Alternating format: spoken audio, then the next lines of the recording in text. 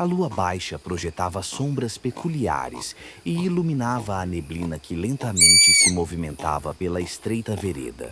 Fazia algum tempo em que Augusto Balbino havia deixado a casa do comendador Ludovico Neves e todos os festejos. Em cima da sua montaria, pensativo, maldizia o momento que resolvera cortar caminho pela vereda no meio da mata. Questionava a si mesmo se fora prudente ter recusado o convite de seu compadre Egídio Leite para pernoitar em sua casa, próxima às terras do comendador.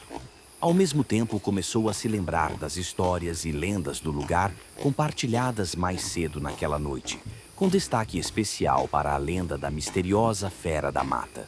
Augusto não era um homem de natureza supersticiosa que se impressionava por lendas ou histórias fantásticas.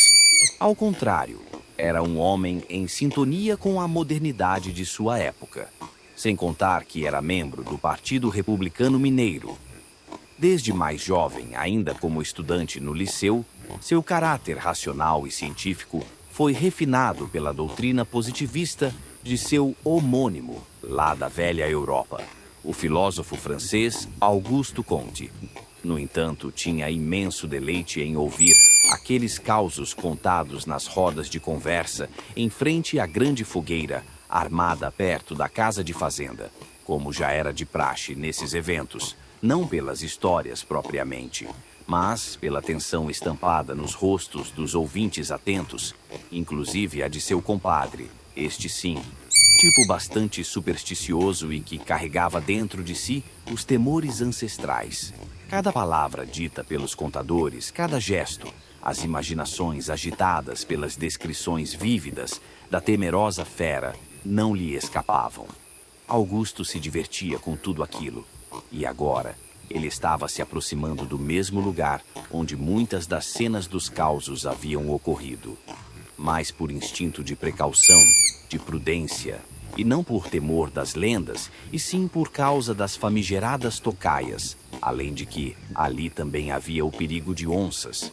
Por isso trazia sua inseparável carabina Winchester 1873, a tradicional papo amarelo de 12 tiros, sem contar o revólver carregado que trazia na cintura, o que lhe trazia um pouco mais de segurança.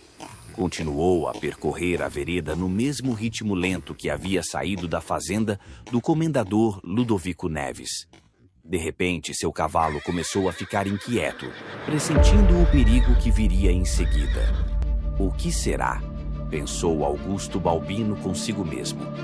Mal concluiu o pensamento quando da escuridão nebulosa emergiu uma colossal figura apavorante. A silhueta abominável de uma fera que se assemelhava a um cão negro, somente que em proporção bem maior, do tamanho de um grande touro, envolta em grossa pelugem escura. Tinha uma cabeça enorme, apresentando um focinho proeminente, com imensas presas que vertiam uma baba viscosa de cheiro repugnante. Os olhos da monstruosidade brilhavam com um tom vermelho sobrenatural, lançando um fulgor sinistro, sem contar o pavoroso grunhido que parecia penetrar a alma de Augusto Balbino. Ele nem teve tempo de apontar sua espingarda, pois a fera foi rápida e se arremessou diretamente no seu cavalo com uma força violenta, derrubando-o, fazendo Augusto se desequilibrar e cair da sela, e ao mesmo instante a espingarda escapulir da sua mão. O cavalo ainda se ergueu e fugiu em disparada. Caído no chão, Augusto mal teve de se recompor, porque a fera já estava em cima dele, tentando morder seu pescoço, e que a todo custo ele tentava evitar, usando suas próprias mãos para se proteger. Mas as enormes garras afiadas da fera lhe rasgavam a carne de seus braços. Não ia aguentar muito tempo, então, num lampejo, lembrou que ainda tinha o revólver, e com um esforço tremendo, tirou da cintura e descarregou a queima-roupa. A fera urrou de dor e acabou saindo de cima de Augusto, terminando por fugir em direção à mata. Mas ele estava muito ferido. Sabia que se não encontrasse socorro, morreria ali mesmo, sem contar que a fera poderia voltar a qualquer momento e não teria outra chance. Embora sentindo dores, ele reuniu forças e se levantou, caminhando desorientado pela mata. Exaurido, Augusto Balbino cambaleou pela mata, ao mesmo tempo, mal acreditando no que lhe acontecera. Porém, teve de aceitar o fato de que havia realmente sido atacado por uma enorme fera. Estava praticamente desistindo, pois suas esperanças começavam a diminuir, não aguentava mais andar.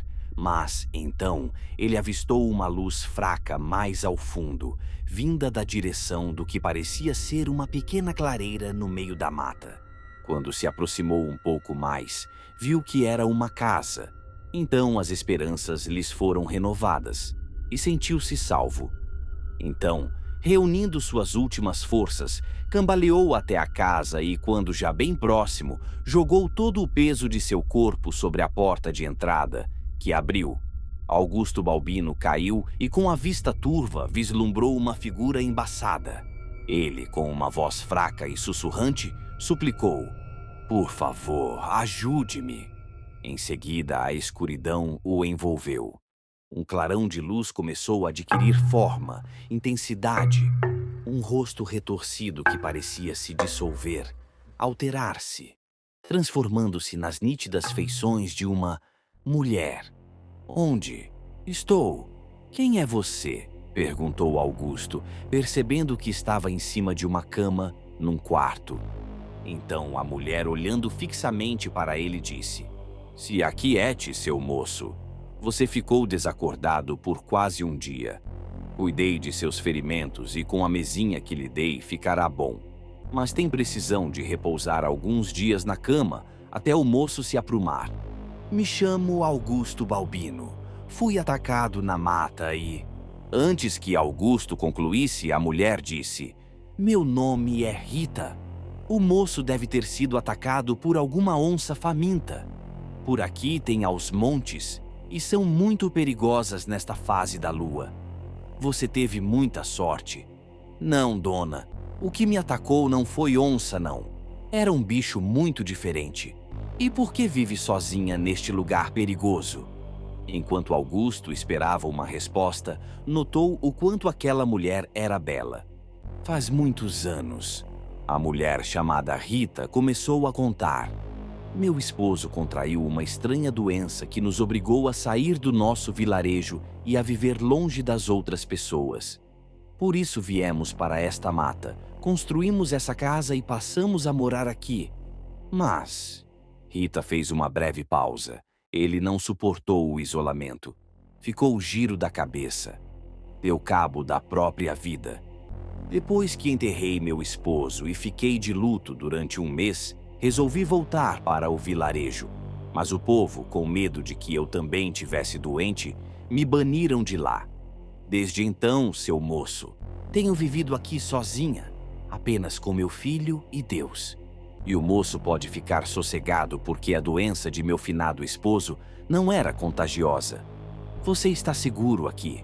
Eu deixei umas roupas limpas do meu finado esposo ali no banco. Espero que o moço não fique vexado. Agora, seu Augusto, se me dá licença, tenho que me ocupar de outros afazeres. Quando Rita se retirou do quarto, Augusto Balbino ainda não estava muito satisfeito. Durante o passar das horas daquela tarde até o anoitecer, um sentimento palpável de inquietação pairava sobre seus pensamentos, o que lhe trazia indagações.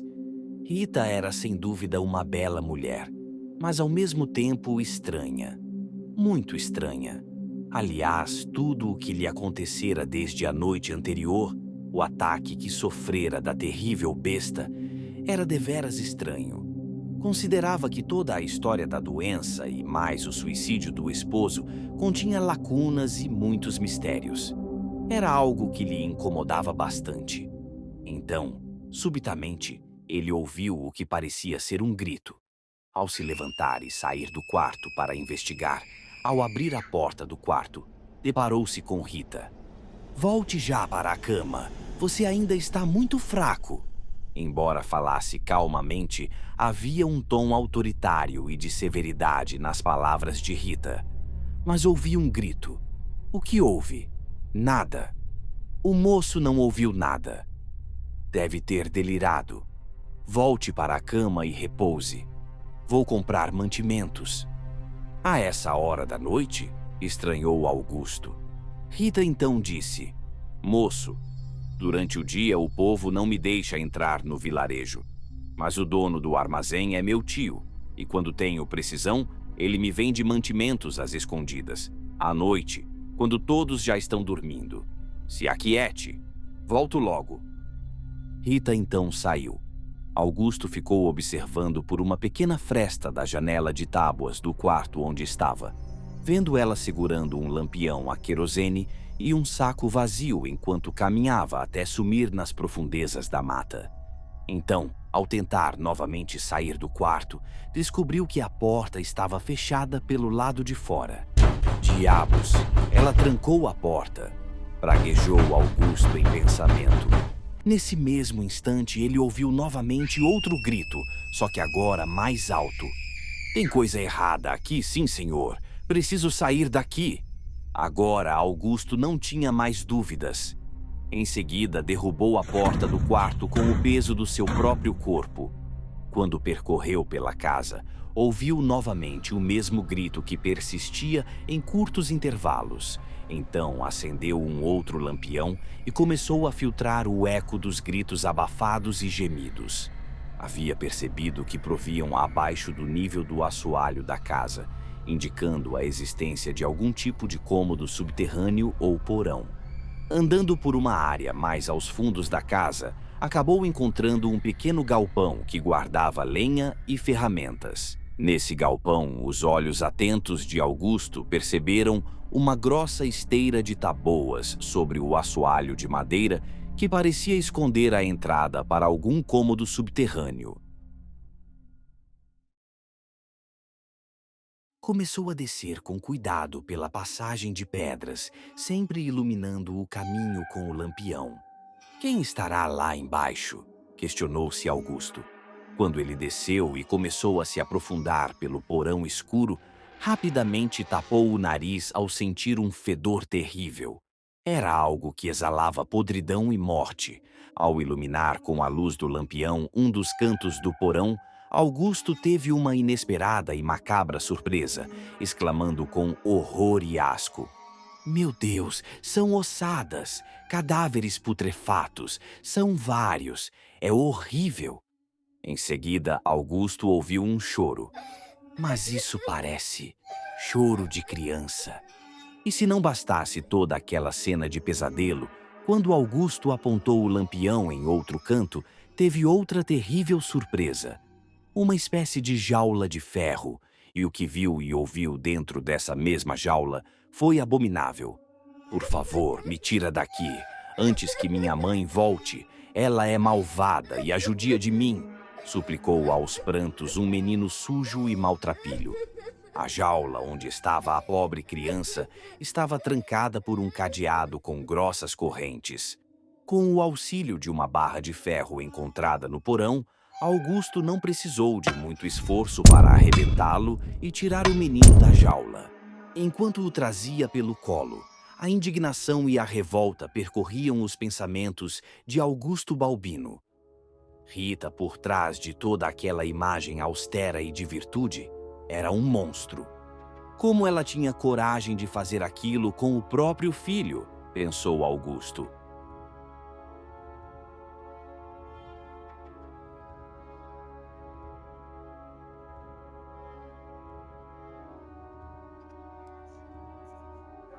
Ele decidiu que sairia dali e levaria o menino com ele, e o protegeria.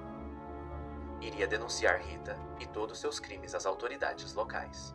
Augusto chegou à inevitável conclusão de que Rita era louca, matara o próprio esposo, e tomada por uma mórbida compulsão assassina, passou a matar viajantes que porventura ali passassem.